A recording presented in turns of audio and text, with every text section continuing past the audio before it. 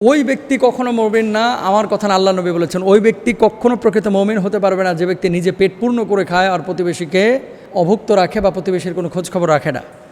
আমাদের দেশে যেহেতু রান্নাঘরের ম্যাক্সিমামই দরজা খোলা থাকে বা জানলা খোলা থাকে, ইলিশ মাছ রান্না করলে পাশের বাড়ির রান্নাঘরে কিন্তু পৌঁছায় গন্ধটা, এবং পাশের বাড়ির মানুষ কিন্তু গরুর গোশতের পোলাওয়ের তারপরে এই ইলিশ মাছের গন্ধটা পায়।